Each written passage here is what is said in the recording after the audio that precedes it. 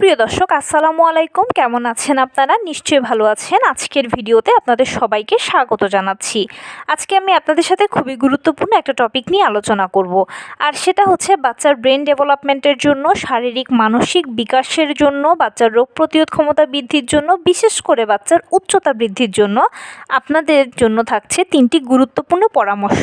আর এগুলো বৈজ্ঞানিকভাবেই কিন্তু স্বীকৃত। চলুন জানাচ্ছি সেই বিষয়গুলো কি কি। আমরা সব বাবা মাই চাই যে আমাদের বাচ্চারা বুদ্ধিমান হোক, তাদের শারীরিক মানসিক বিকাশ হোক, তাদের যে সময় যে বিকাশটা হওয়া প্রয়োজন সেটা যথাযথভাবেই হোক, বরং সে সবার থেকে এগিয়ে থাকুক, তার পাশাপাশি রোগ প্রতিরোধ ক্ষমতা ভালো থাকুক, যেন সে অসুস্থ না হয়। এবং আরও একটা বড় চাওয়া থাকে, সেটা হচ্ছে বাচ্চার উচ্চতা। বর্তমান সময়ে বাচ্চাদের উচ্চতা সমস্যাটা একটু বড় সমস্যা। অনেক বাচ্চার দেখা যায় যে সময় অনুযায়ী যে উচ্চতাটা হওয়া সেটা হয় না, তখন অনেক টেনশানে পড়ে যান বাবা মায়েরা। তো বাচ্চাদের সর্বাঙ্গীন উন্নতির জন্য বা এই সব কিছুর উন্নতির জন্য 3টি গুরুত্বপূর্ণ পরামর্শ দেব, এবং এগুলো বৈজ্ঞানিকভাবেও স্বীকৃত। তো এই সব কিছুর উন্নতির জন্য বাচ্চাদের প্রথম আপনাদেরকে যেটা এনশিওর করতে হবে সেটা হচ্ছে বাচ্চার ঘুম। অবশ্যই বাচ্চা দৈনন্দিন 10 থেকে 12 ঘন্টা ঘুমাতে হবে। সাধারণত বড়দেরকে বলা হয় তারা 7 থেকে 8 ঘন্টা ঘুমাবে, কিন্তু বাচ্চাদের বেলায় সে সময়টা একটু বেশি। তারা 10 থেকে 12 ঘন্টা যদি ঘুমায় তাহলে কিন্তু তাদের ব্রেন ডেভেলপমেন্ট ভালো হবে, শারীরিক মানসিক বিকাশ ভালো হবে, তার পাশাপাশি তাদের ওজন ও উচ্চতা, রোগ প্রতিরোধ ক্ষমতা কোনোটা নিয়ে আপনাকে চিন্তা করতে হবে না। তাই সারাদিনে আপনার বাচ্চা দুপুরবেলা খাবারের পরে যেন 2-3 ঘন্টা ঘুমায় বা মিনিমাম 1-2 ঘন্টা ঘুমায়, সেটা এনশিওর করবেন। প্লাস রাতের বেলা বাচ্চাকে 9টা থেকে 9:30টার মধ্যে রাতের খাবারটা খাইয়ে দেবেন, এবং 10টা থেকে 10:30টার মধ্যেই বাচ্চাকে বিছানায় নিয়ে যাবেন, এবং এতে কি হবে, বাচ্চা দীর্ঘ সময় ঘুমোবে। আর সকালবেলা একটু ভোরে ওঠাটাই ভালো। এতে কি হয়, শরীরের জন্যই ভালো হয়, সকালবেলার ফ্রেশ বাতাসটা বাচ্চারা পাবে। তাই রাতের বেলা একটু তাড়াতাড়ি বাচ্চাকে অবশ্যই শুইয়ে দেবেন, এতে বাচ্চা দীর্ঘ সময় ঘুমোতে পারবে। এখানে আরেকটা কথা বলি, অনেকে অনেক সময় আমাকে কমেন্টস করেন যে বাচ্চা ঘুমোতে চায় না। এক্ষেত্রে বাচ্চার ঘুমের জন্য আপনারা একটা সুন্দর পরিবেশ তৈরি করবেন। মানে বাচ্চাকে যখন ঘুমোতে নেবেন তখন সবগুলো লাইট বন্ধ করে দেবেন ঘরের। আপনি নিজেও একদম ফোন অপারেট করবেন না, বাচ্চার কানের কাছে কোনো সাউন্ড রাখবেন না। শুধু ধীরে ধীরে বাচ্চাকে আপনি গল্প শোনাবেন বা গান শোনাবেন। ঘুমানোর সময় বাচ্চাদেরকে আপনারা আদর যত্ন করবেন বেশি বেশি। ওই সময় বাচ্চা যতই বিরক্ত করুক আপনার বিরক্ত হওয়া যাবে না। আপনি আদর যত্ন দিয়েই তাকে ঘুম পাড়িয়ে দেবেন। কেননা ঘুমানোর সময় আর ঘুম থেকে ওঠার পরে এই দুটো সময় বাচ্চারা যখন মায়ের বাবার ভালোবাসার মধ্যে থাকে বা আদর যত্নটা পায়, তখন এটা তাদের মনের উপরে ভালো একটা প্রভাব ফেলে, প্লাস তাদের ব্রেনের বিকাশে উল্লেখযোগ্য ভূমিকা পালন করে। এছাড়া বাচ্চারা যখন ঘুমায় তখন কিন্তু তাদের গ্রোথ হরমোন নিঃসরণ হয়। সুতরাং ঘুমের পরিবেশটা যেন ভালো হয়, সুন্দর হয়, এবং আপনারা আদর যত্ন করে তাদেরকে ঘুম পাড়িয়ে দেবেন।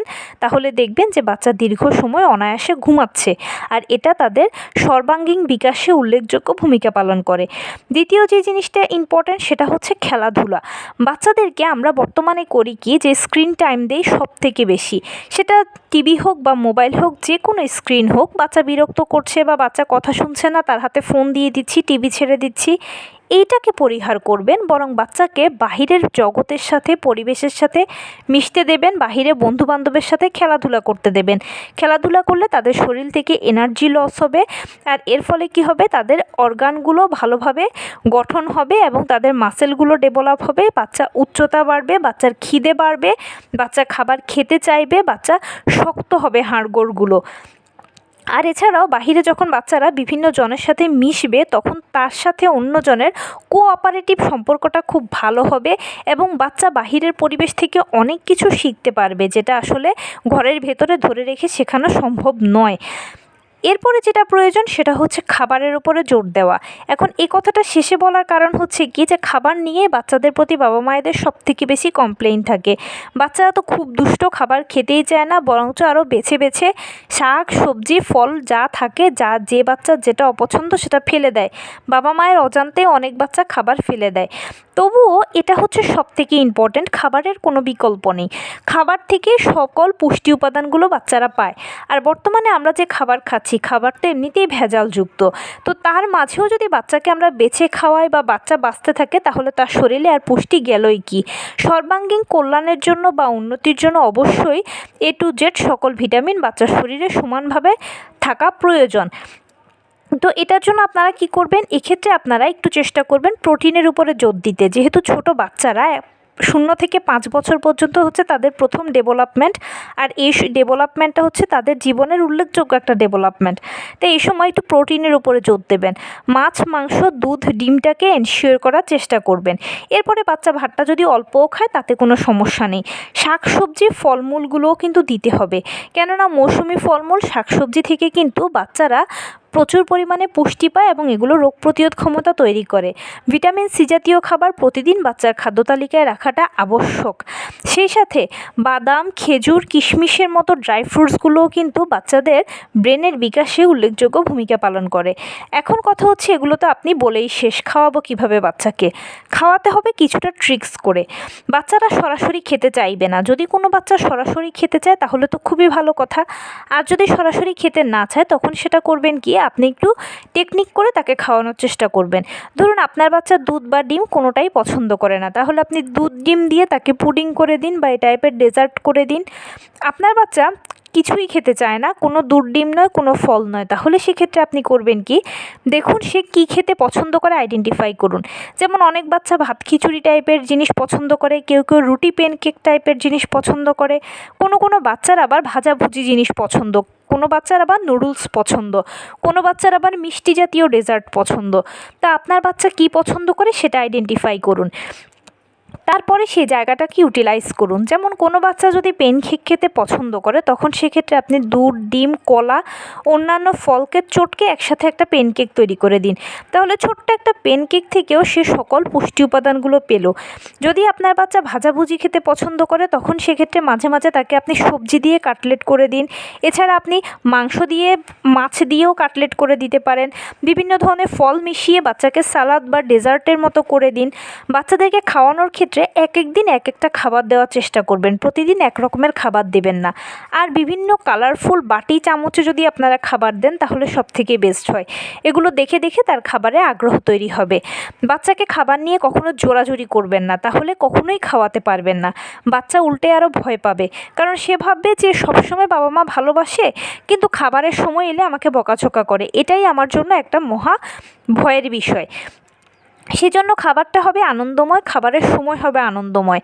আপনারা পরিবারের সকলে একসঙ্গে খাবার খেতে বসুন, বাচ্চাকেও নিয়ে খেতে বসুন, তাকেও আপনাদের মতো আলাদা প্লেট দিন। কী খেলো না সেটা বড় বিষয় নয়, সে দেখে পারিবারিক যে ম্যানার সেটাও শিখবে, প্লাস আপনাদের দেখা দেখি খাবারে আগ্রহ তৈরি হবে। বাচ্চাকে খাওয়ানোর ক্ষেত্রে প্রথম 15 থেকে 20 মিনিট বা আধা ঘন্টা সর্বোচ্চ চেষ্টা করবেন। এর মধ্যে সে যা খেতে পারলো, আর যদি না পারে তাহলে ছেড়ে দিবেন। এরপরে তাকে আর একটা বিস্কিটের পিসও দেবেন না, কিছুই দেবেন না। দেখবেন আপনি খেলতে খেলতে যখন খিদা পাবে সে নিজে আপনার কাছে খেতে চাইবে, তখন আপনি ওই সময়টাতে শাক সবজি, মাছ, মাংস সব কিছু দিয়ে মিলিয়ে যদি খাবারটা দেন সেটাও সে ওই সময় খিদের চোটে খেয়ে নেবে। এভাবে করে বাচ্চাদেরকে খাওয়ানোর চেষ্টা করবেন। আর বাচ্চাদেরকে খাওয়ানোর ক্ষেত্রে সবথেকে বড় কথা হচ্ছে ধৈর্য ধারণ করা। বাবা মাকে ধৈর্য ধরতে হয়, আফটারঅল আমরা তো বাবা মা, আমাদেরকে তো ধৈর্য রাখতেই হবে। মেরে বকে কোনোই দিনও কোনো কিছু শেখাতে পারবেন না, সেটা শুধু খাবার নয়, সেটা যে কোনো কথাবার্তা হোক, খেলাধুলা হোক, গুড টাচ হোক, ব্যাড টাচ হোক, কিছুই মেরে বকে শেখাতে পারবেন না। বাচ্চাকে আদর যত্ন ভালোবাসা দেবেন, তাহলেই দেখবেন সে শিখবে। আরেকটা ফাইনাল কথা বলবো, সেটা হচ্ছে বাচ্চাদের কাছে বাবা মা হচ্ছে রোল মডেল। বাবা মায়ের হাঁটা চলা, ওঠা বসা, খাওয়া সব কিছু বাচ্চারা ডট টু ডট ফলো করে। তাই আপনি যখন যেটা খাবেন বা আপনারা যখন যেটা খাবেন তার সামনে বসে খাবেন, যখন যেটা করবেন তার সামনে বসে করবেন, তাহলে সে আপনাদের থেকেও গুড টাচ ব্যাড টাচ শিখবে, খাবারের প্রতি আগ্রহ তৈরি হবে। আর আপনি খাওয়ার সময় যখন তাকে আপনি একটুও খেতে বলবেন না, সে সময় সে চিন্তা করবে নর্মালি মা বাবা আমাকে খেতে বলে কিন্তু আজকে কেন বলছে না, তাহলে মনে হয় এই জিনিসটা অনেক বেশি মজা, সেজন্যই আমাকে খেতে বলছে না। এমনভাবে খাওয়ার চেষ্টা করবেন যে খুব মজা, আর এটা বাচ্চাকে না দিয়ে খেয়ে ফেললেই আপনার জন্য ভালো। এই জিনিসটা তাকে দেখাতে হবে, তাহলেই দেখবেন যে সে খুব অনায়াসে খাবার খেয়ে ফেলছে। আর বাচ্চাদেরকে সময় দেবেন অনেক বেশি, বাচ্চাদের সাথে আপনি বন্ধুর মতো মিশে যাবেন। সে আর আপনি দুজনে থাকবেন বন্ধু। বেশি বেশি করে আপনারা ছাত্র শিক্ষকের খেলা খেলবেন। আপনি হবেন শিক্ষক, বাচ্চা হবে ছাত্র। তাহলে কি হবে যে আপনি একবার বাচ্চাকে শেখাবেন, বাচ্চা আবার আপনাকে শেখাবে। এভাবে ঘুরিয়ে ফিরিয়ে আপনি একবার শিক্ষক হবেন, একবার ছাত্র হবেন, একবার বাচ্চাকে আবার শিক্ষক বানাবেন, আবার আরেকবার বাচ্চাকে ছাত্র বানাবেন। এভাবে ঘুরিয়ে ফিরিয়ে ছাত্র শিক্ষক হতে হতে কখন যে খেলার ছলে সে আপনার থেকে শিখে নিচ্ছে এবং শিক্ষক হয়ে কখন যে আপনাকে শেখাচ্ছে সে নিজেও বুঝবে না, কিন্তু অনায়াসে তার শেখাটা হয়ে যাবে, সেটা যে কোনো শিক্ষাই হোক না কেন। তো এই ছিল আজকের ভিডিও। কেমন লাগলো বলুন। যদি ভালো লেগে থাকে ও হেল্পফুল হয়ে থাকে তাহলে প্লিজ লাইক, কমেন্ট, শেয়ার করতে একদম ভুলবেন না। আর সেই সাথে আমার চ্যানেলটিকে সাবস্ক্রাইব করার বিনীত অনুরোধ রইল। পাশে থাকা বেল আইকনটি ক্লিক করে দেবেন যেন আমি ভিডিও আপলোড করার সাথে সাথে আপনারা নোটিফিকেশান পেয়ে যান। যদি কোনো প্রশ্ন থাকে কমেন্টসে জানাবেন, আমি রিপ্লাই দেব। প্লাস যদি কোনো পরামর্শ থাকে যে কোন বিষয়ের উপরে ভিডিও বানালে আপনারা উপকৃত হবেন সেটাও জানাবেন। আমি আপনাদের পছন্দের সর্বোচ্চ প্রায়োরিটি দেব। ভালো থাকবেন, সুস্থ থাকবেন। আসসালামু আলাইকুম।